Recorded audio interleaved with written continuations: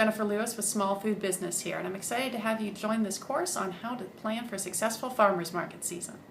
Farmers markets have taken off in the last few years, and there are now thousands of registered farmers markets in the U.S. alone. This means that there are millions of customers who are out there attending farmers markets who are searching for specialty food products just like yours. Obviously, this is a tremendous opportunity for food entrepreneurs, so let's go ahead and get started. We're not going to spend too much time today talking about how to actually get into farmers markets or how to apply for them. And that's because how to do that is actually very dependent on the individual farmers markets. So since the rules and the applications vary depending on the farmers market, it doesn't really make sense for us to talk about that. However, there is one question you should ask yourself before you apply to one market or to multiple markets, and it's the most important question of all. And that is, what are you actually trying to achieve by selling at this market? A lot of food entrepreneurs focus on farmers markets as a way to sell their products, and there's nothing wrong with that. But my question beyond that is, then what? What are the objectives you have in going to that market? What are the goals that you're trying to achieve by being at that farmers market or at those farmers markets? Your answer is going to depend on what sort of products your company makes, as well as where your company is in its business life cycle, and where ultimately you see your business growing to in the future. There are 5 main reasons why food entrepreneurs go into farmers markets, and you may find yourself, as we go through this list, having one or more of these resonate with you. The first is to build brand recognition and to build brand awareness. Farmers markets are usually excellent at this, as the customers who go to farmers markets like to be able to connect with the entrepreneurs who are behind the products that they're buying. Then later, if that same customer sees your brand on a store shelf somewhere, they're more likely to pick it up and purchase it because they feel like they have a personal connection to the brand, and it's a brand that they recognize. But it's not just limited to products companies. Let's say that you own a catering company, and you have one product that you're going to be selling at farmers markets. Perhaps you have some marinated olives that everybody always raves about. The farmers market can not only serve as a way to help you sell your marinated olives, but it could also be a great opportunity for you to try and build brand recognition around the rest of the catering services you offer. Or perhaps you offer cooking classes in addition to selling a specific product at the farmers market. Once again, you can use the farmers market to not only sell your product, but to also try and build some brand awareness amongst a customer base that cares about handmade products and might be interested in enrolling in some of your cooking classes. The second reason why food entrepreneurs take their businesses to farmers market is usually the most obvious and the one that comes to top of mind first for entrepreneurs, and that's because you want to sell your products and you want to make money. Nothing wrong with that. A third reason for taking your business to farmers markets, though, is to get customer feedback.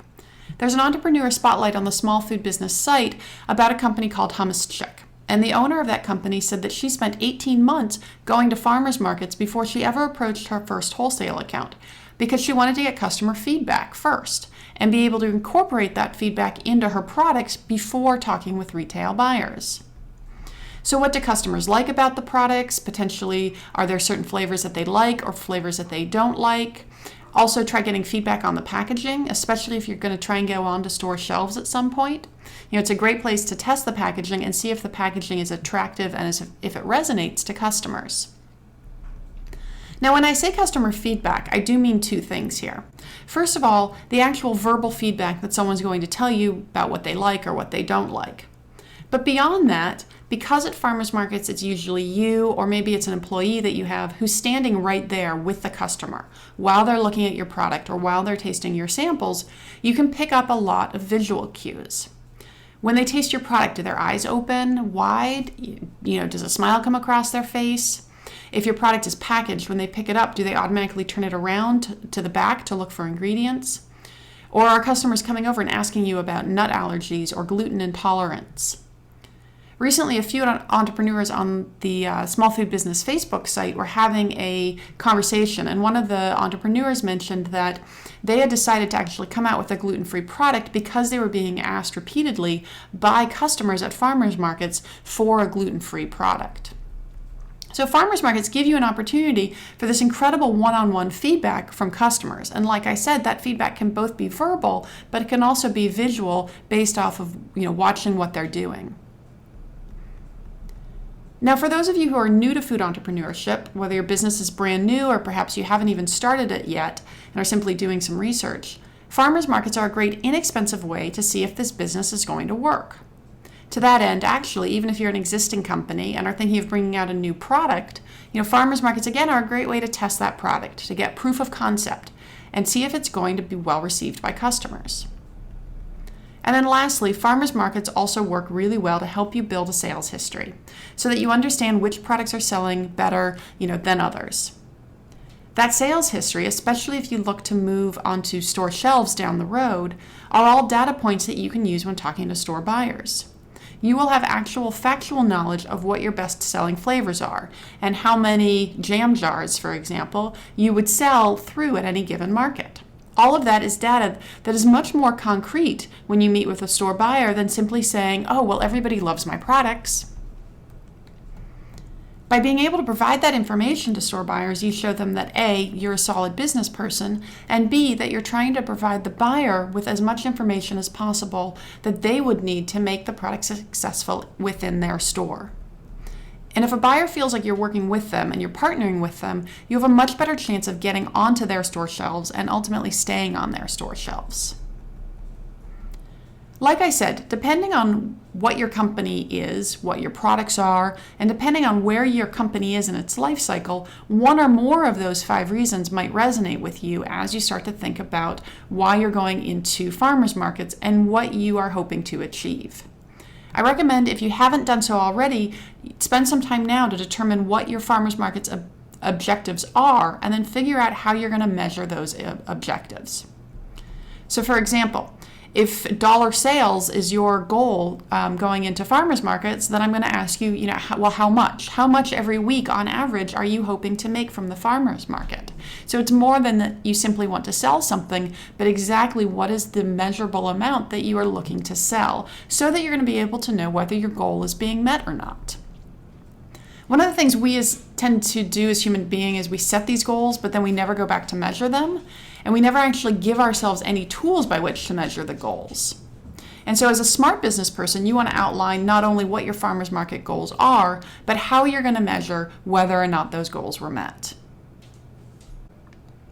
We're now going to move into some of the basic logistical things you need to keep in mind when it comes to farmers markets. And this may be information that you already have figured out. But sometimes this information that we're about to talk about for the next few minutes is so basic that it's actually easily overlooked by entrepreneurs as you're working on the harder problems facing your business. And the last thing you want to do is realize a week before your first market that you don't have these basics in place. So that's why we're going to cover them now. First of all, there's the booth itself. Most likely it's a 10 by 10 tent, but whatever shape, size, fabric, you need to think of that space as your storefront. And just like a brick and mortar storefront, there are fundamental things you should be focused on. For brick and mortar, it might be the electricity and the plumbing, but for you at a farmer's market, you need to make sure you have a tent or covering if that's required. And if you do have a tent, do you have the required weights that are going to hold that tent down in case of wind? Do you have a table that you can set your products on? Do you have a seat that you can sit in? And a quick note about tents and some of the equipment. First of all, if this is the first time that you're going into a market, you can sometimes find a lot of the tents, tables, equipment like that by going onto Craigslist and buying it used. It's a great place to look for that type of stuff if you're trying to save a little bit of money.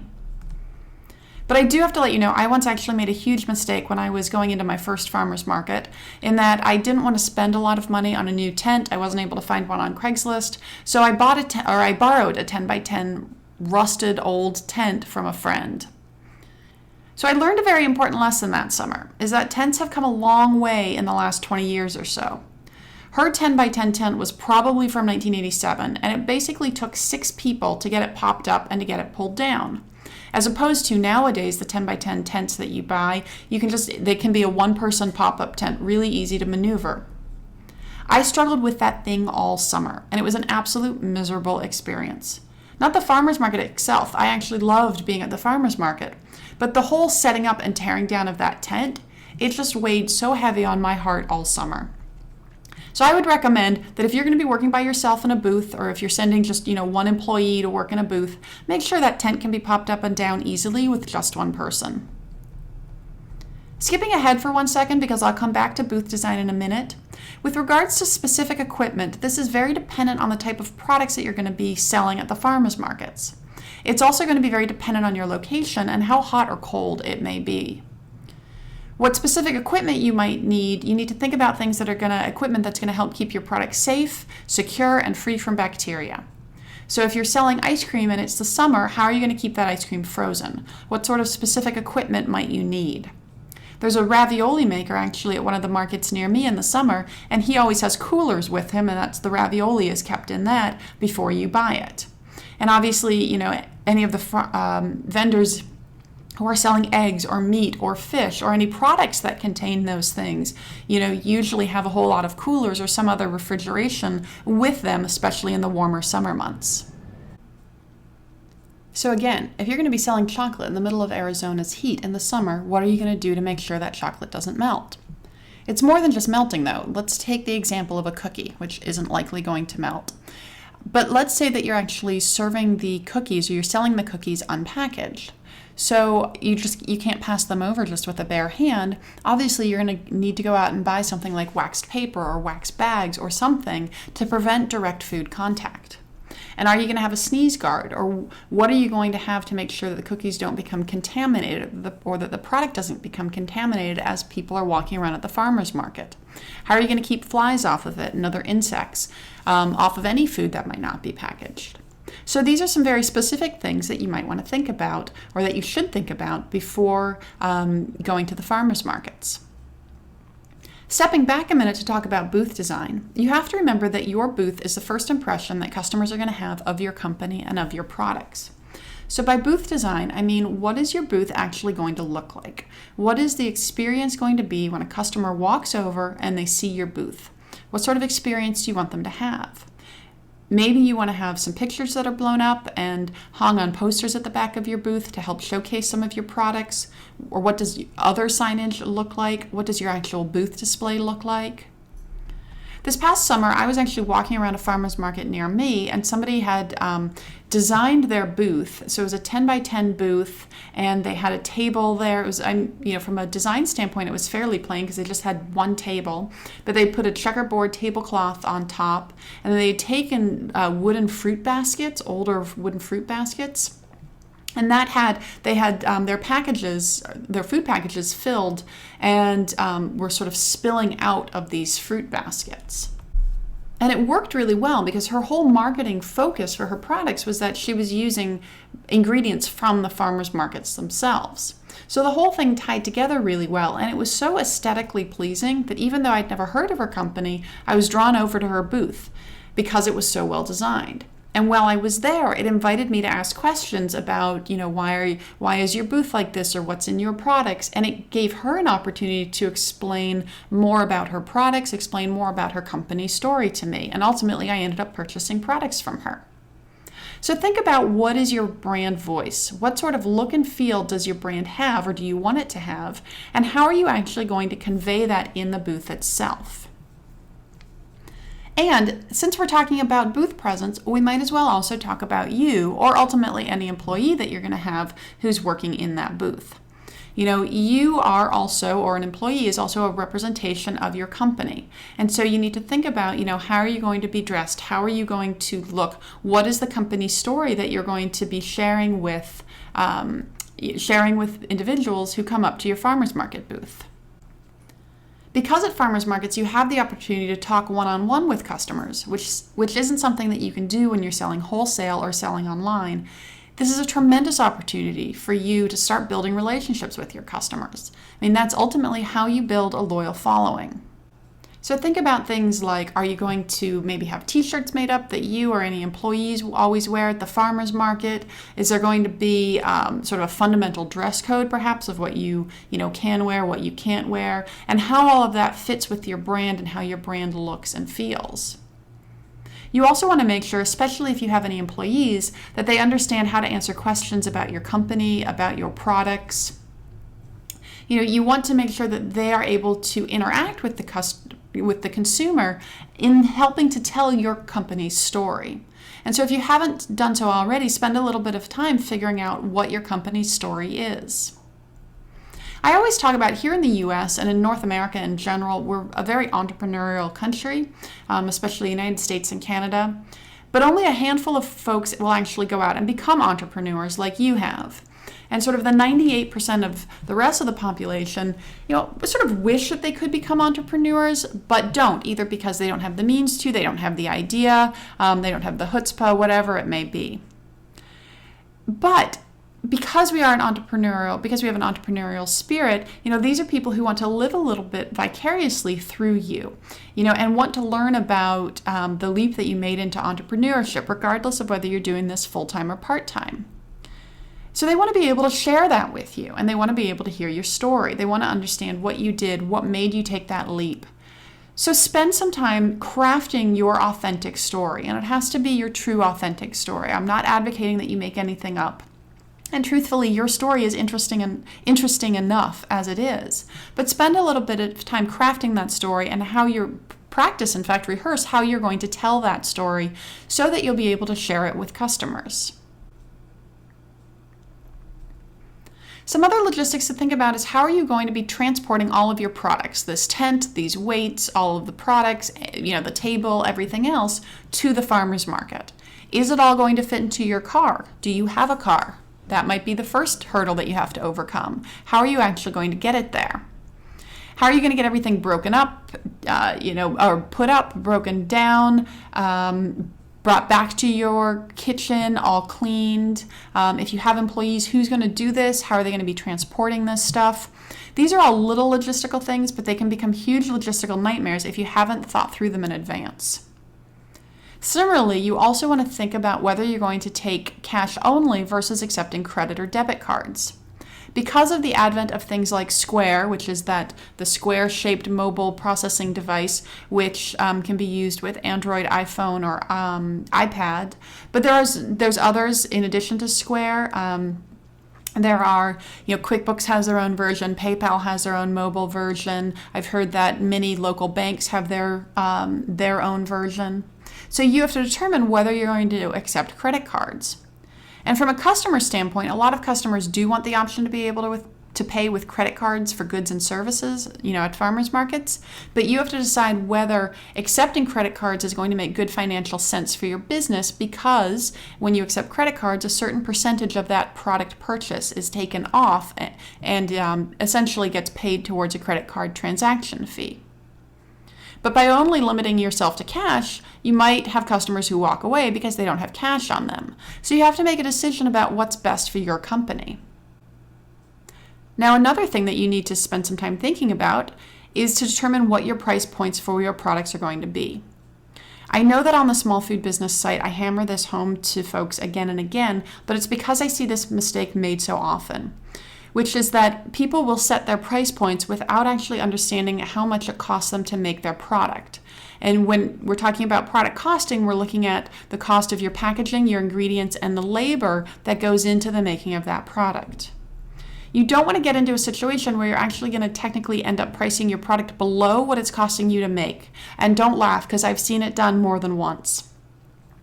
Spend the time to determine how much it actually costs you to make your products, and then price your products appropriately so that you are making some profit. You may have the greatest product in the world, but I don't want you to spend all of one farmer's market season working incredibly hard and selling this product and having great feedback from customers, only to realize that you're not making a profit on any of this. Keep in mind, actually, speaking of farmers markets and speaking of pricing, that part of the reason you might be going to farmers market is because you want to get some feedback. If that's one of your objectives and goals, one thing you might want to look into doing is playing with your price points a little bit. As long as you know what your product costs you to make and you don't ever go below that, you have some flexibility to play around with your price points. So one recommendation might be, if you're selling one product for a flagship product for $7, and you sell it for $7 for a number of weeks, and then drop it to $6.50 one week, and don't even say that it's a sale. Just drop it to $6.50 and see if you have a big uptick in sales, or increase it to, if you were selling it at $7, increase it to $9. Again, don't make any mention that something's changed and see if there's a drop-off in sales. And it's going to help give you an idea of where you might be able to price that product, at a point where customers are willing to pay, what the price that customers are willing to pay for it. Now, farmers markets are a tremendous amount of fun to go to. Just to be able to interact with customers and explain your story to them and watch their reaction when they taste your products, they are incredibly fun. But it's also a lot of work, don't get me wrong. And there's a lot of background work that has to go into preparing for a farmers market as well. And by that I mean the production of your product. Depending on what your product is, if it's shelf stable, let's say you're making jams or pickles, you might be able to make the product well in advance. You might be able to make it, this month and sell it next month at the farmers markets. But perishable products, like actually the background of this slide, I've got cupcakes in the background. You can't make cupcakes this month and expect to sell them next month and have them still be good. So depending on your product, you have to determine your production schedule. You have to determine, when am I going to be making my products, how many farmers markets am I going to in a week, and when am I going to slot in enough time to be able to make my products that I'm going to sell there. And as you think about, how much should I be making for each product?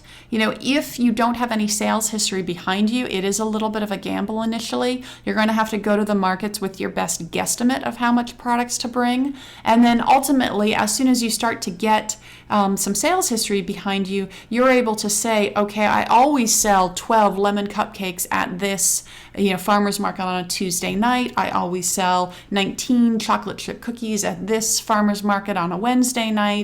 And then you can start to keep track of that information so that going forward you have what are known as PARs, which means that you know that every Tuesday you need to have 12 lemon cupcakes in addition to whatever else you're bringing. You need to know that you have 19 chocolate chip cookies for the Wednesday market in addition to the other products that you're bringing. In addition to keeping track of how much of each product is selling on the various markets that you're going to, I would also make note there, whether it's a spreadsheet or just a written down piece of paper, like a notepad that you're keeping, of what the weather is like at that market. Because obviously weather does play a huge role in how many customers are coming to the market. Actually, weather that is blazingly hot, researchers have found there's a drop in ice cream sales. When it gets too hot, like over 95 degrees, people actually don't want ice cream because it's just too rich, too heavy for them. So if you're an ice cream vendor and you end up having a summer that's all 75 degrees, you might have an absolute blowout summer.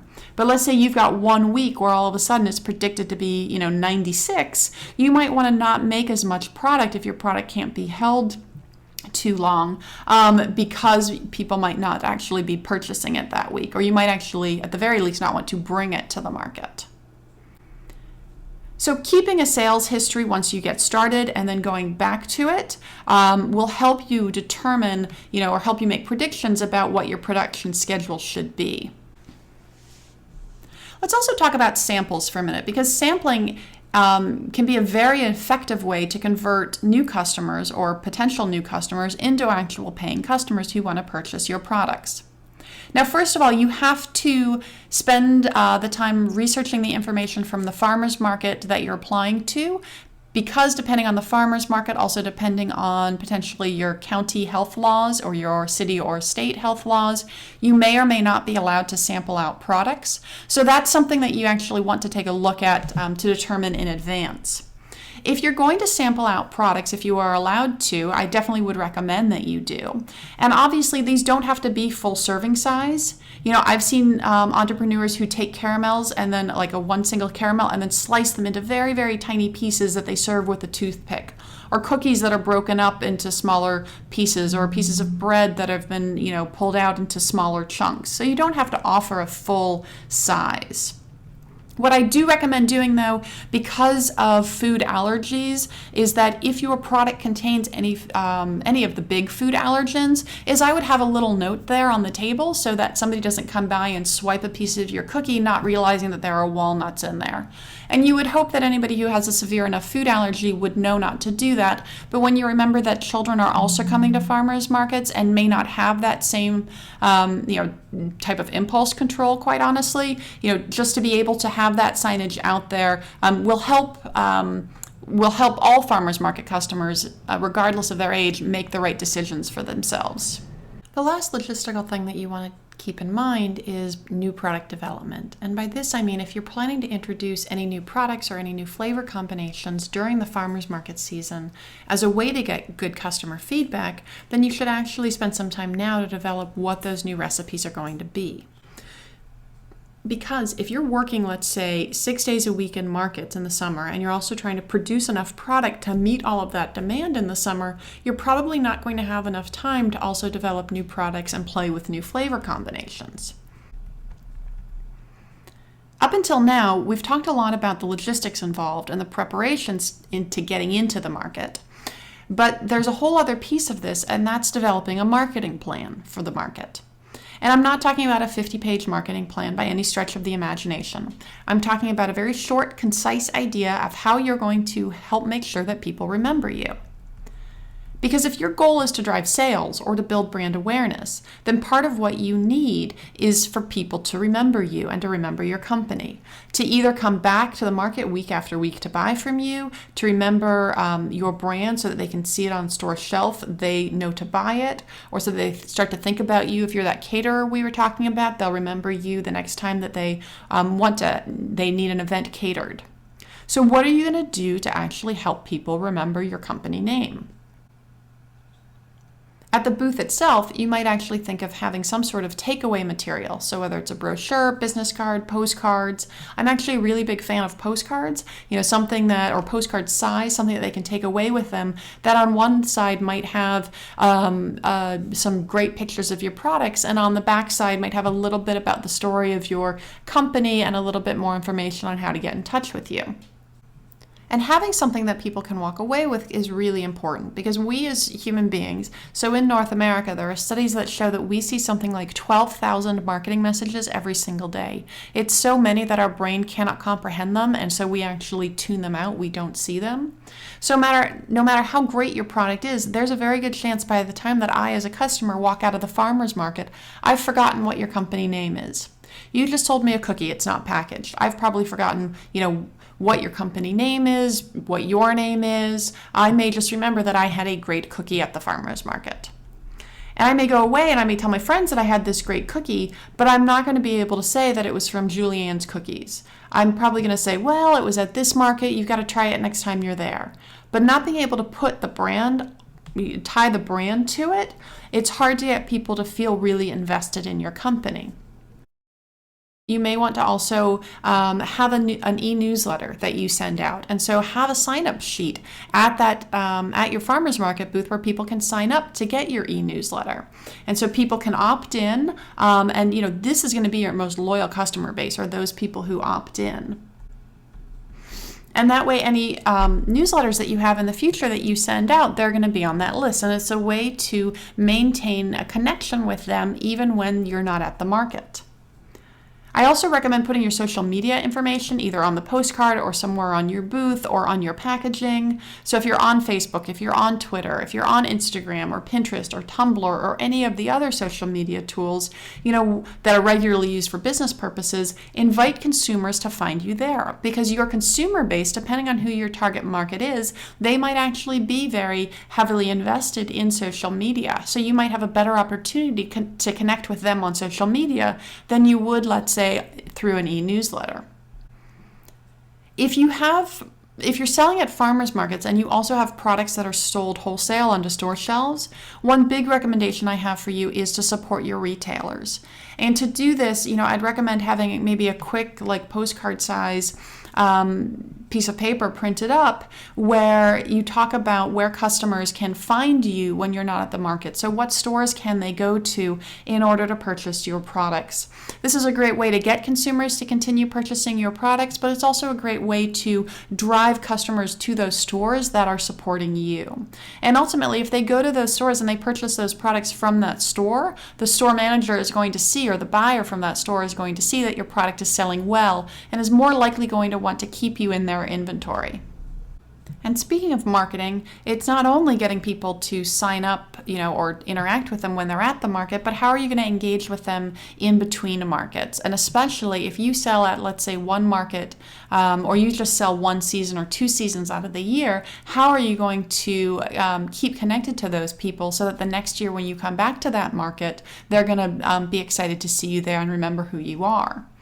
So depending on what your overall business marketing strategy is, this could be things like having a business Facebook page where you're going to share stories on that Facebook page about your experience at the farmers markets. Tell people about, hey, we have this product, we're only going to have 20 of them, make sure you get here early.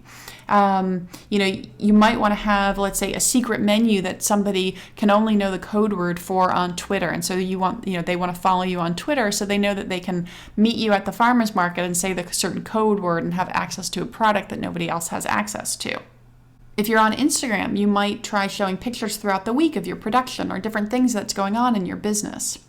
You don't want to simply rely on the face-to-face interaction in the market with consumers, but how are you going to be able to connect with them in between? Ideally, you want to build up a relationship with them in, let's say, that 3 to 4 months if you're only selling in one season a year, and then actually continue that relationship throughout all the other seasons so that they will continue to be fans of your Facebook page, or they will continue to follow your Instagram account, or they will, not unsubscribe from your newsletter. So in review, as you head into farmers markets, some of the things that you want to think about first and foremost are what are your goals, what are your objectives, and what are you actually hoping to achieve by going to these markets. Especially if you're going to even just one market, let's say all summer, or a number of markets during the summer, it's a lot of work. It's a lot of work to prepare for the market, production-wise. It's a lot of work to get the booth set up looking the way you like. And it's a lot of work to interact and just be in the sales mode when you're in the booth. So why are you doing all of this? What is it that you want to achieve? And then develop a plan of how you're actually going to accomplish that and how you're going to measure those goals.